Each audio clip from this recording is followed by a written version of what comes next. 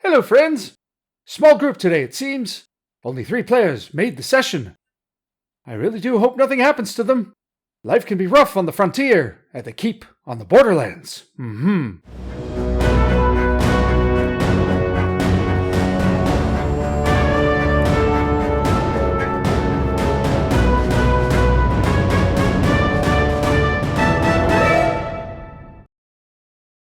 As always, the action is recreated using the Order of the Stick Monster for Every Season cutout minis. Today's players: Neil as Onion Buns Bumblestump, neutral halfling, level 2. Rhiannon as Graxley Nogbottom, neutral halfling. Scott as Ace-Erik Christ, lawful cleric of Foltus. That's a rather small adventuring group. I hope nothing bad happens to any of them. Onion Buns, Ace-Erik Christ, and Graxley Nogbottom sit together at the Traveller's Inn. Many of their other companions are off doing other tasks, so it's just the 3 of them.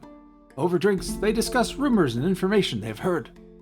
Graxley talks of a mad hermit in the region, someone Onion Buns has met previously, though unknown to the halfling. His companions that day fought and killed the hermit and his panther protector. In absence of the knowledge of the hermit's death, Onion Buns suggests avoiding that area. The others agree. A hilly area on the map is known to the locals as the Cursed Mound.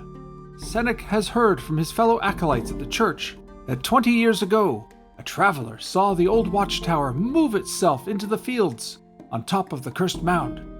This account was documented and witnessed by others, but the next day the tower was gone, returned to its normal place in the clearing north of the road.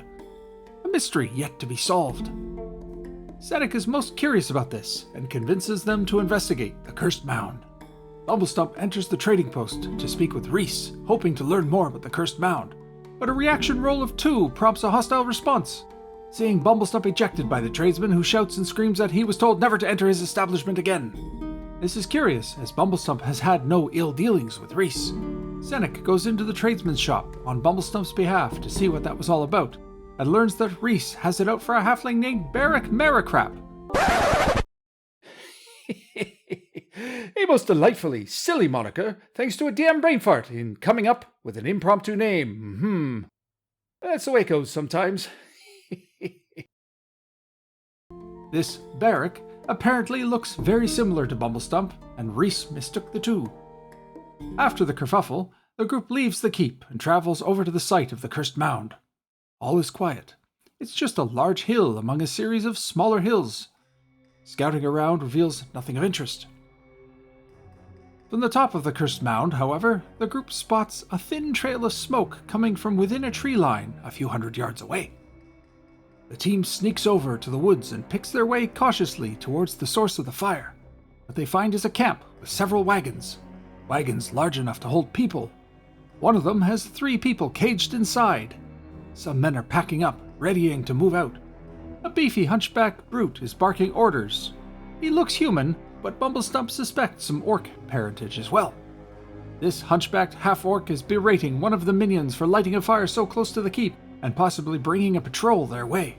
The minion protests to the half-orc, whom he calls Bolg, that it's cold and the keep patrols never come out this far. The team decides to act and rescue the captives. Bumblestump climbs a tree to provide archery support, while Graxley sneaks up closer with his bow. Once they are in place, Ace-Erik approaches and draws their attention by bellowing out that he has the ne'er-do-wells covered and orders them to surrender. Bolg is caught off guard and even worried at first, but Bumblestump decides to act unilaterally and lets loose an arrow. Sadly, a natural 1 sees his arrow hitting a tree not 10 feet in front of him, most incompetently. Bolg sneers and, after a successful morale check, has his men advance on Ace-Erik. Bumblestump shoots again, this time connecting for full damage. Now Bolg is worried, as that hit was palpable. Ace-Erik uses his sling while Graxley flanks with arrow fire. Each causes some injury to the men, but no deaths. Bolg and his men roll morale again. This time the roll is a failure and they flee, leaving their belongings behind. Moving fast, Ace-Erik frees the captives from the caged wagon while Graxley and Bumblestump search the camp. They find a chest of coin with a potion nestled into the money. The captives, an elf named Gwen and 2 men named Jared and Philip, are most grateful for the rescue. The group quickly departs, heading back to the keep. En route to safety, Gwen tells the team that they got jumped by these slavers, and that there was another, larger camp deeper into the wilderness. They were being taken to be sold to some local tribes.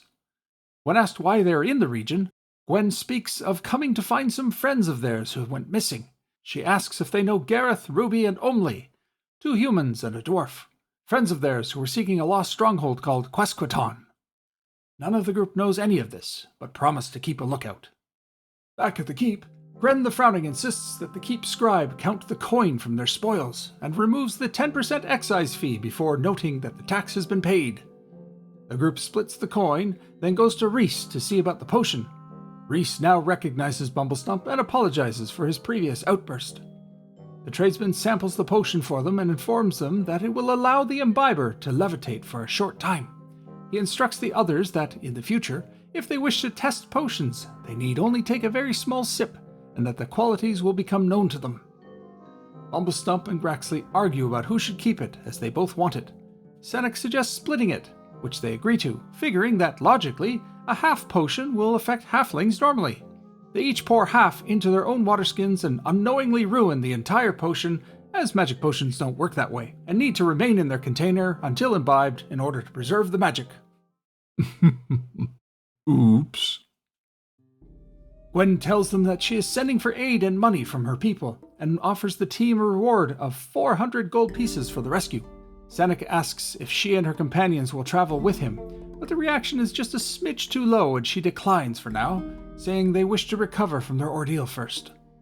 Bumblestump retires home to enjoy the modest spoils, while the others want to continue explorations, and with that, Neil departs the session, but the others remain a while longer.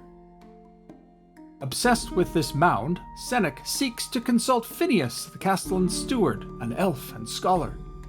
Phineas repeats what he knows about the mound and other areas in the region, including the Lizardman lair and a dark presence in the grove south of the mound. The Lizardmen are in hibernation, and despite his efforts to have the castellan remove them, the request has strangely been refused every time. Senek and Graxley seek to hire mercenaries and go back to the mound to investigate further. They find 5 potentials, and hire 3, Cal, Brick, and Oshin. En route, a random encounter presents 3 humans, lightly dressed for the weather, coming down the road in their direction. Graxley ducks off and hides in the tree line. The 3 strangers are led by a woman bearing a holy symbol, though Senek is unable to identify it.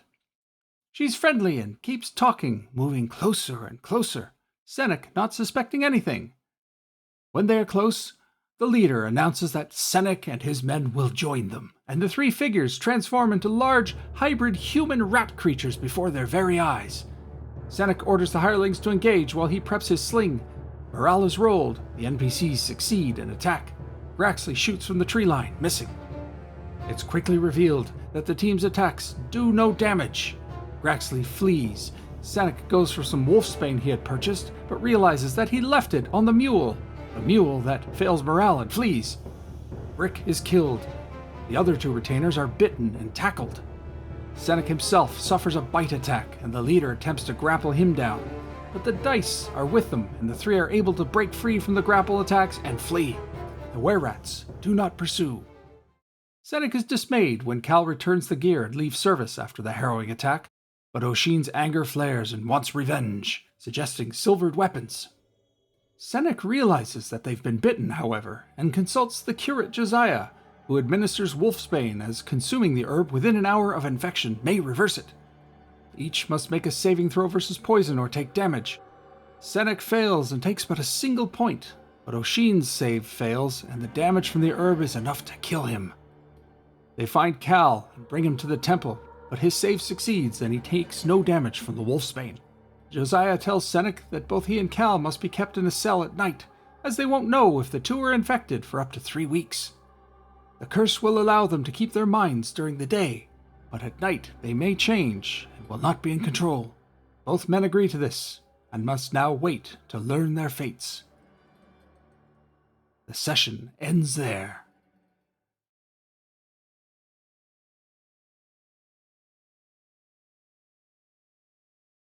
A fun little change-up. This team opted to search areas around the keep instead of going to the caves. One of the features of the keep on the Borderlands module is that Aside from the cave, there are possible encounters and adventures to be had at other spots. In this campaign, the Mad Hermit has already been discovered, and rumors swirl about a tribe of lizardmen and some other monstrosities layered in the woods south of the mound. The group today encountered a special scenario that was donated by fellow YouTuber and friend of the channel, Elfbait. Bolg the Slaver was a mini 2-page scenario that the DM inserted into the region. The group encountered him and his men, but since Bolg escaped, he shall return to plague the region in future adventures, so that should be fun to see play out. Thank you for the scenario, Elfbait. At the keep, a highly negative reaction with Reese the tradesman was prompted by Bumblestump's player engaging in roleplay with the NPC. A hostile response led to the need to come up with motivation and, subsequently, the embarrassingly bad off-the-cuff name. Such is the fun of these things, as it creates situations and takes things in an unexpected direction. And now, there's another halfling who looks just like Bumblestump in the mix, and that could lead to some mistaken identity hijinks. Finally, we've had the first brush with were-creatures, an encounter with were-rats, with 3 people bitten and possibly infected. Well, 2 possibly infected, 1 didn't survive the treatment. More than that, it's now known that there are were-rats in the region, which is yet another danger lurking round corners. And one more little thing, that lead were-rat woman seemed awfully familiar. 17 sessions into this campaign, and a few extra supplements to help flesh it out. And there's still so much more to explore! Have I said it yet? I love this module! No, I wouldn't have known. And with that, my friends, I shall bid you anon for today. More review caps are looming. I'm working hard to catch them up. Well, get on it, wizard. I popped some popcorn and I want to see what becomes of Bumblestump.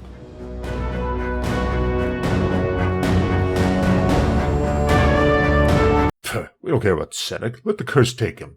It's Bumblestump the people want.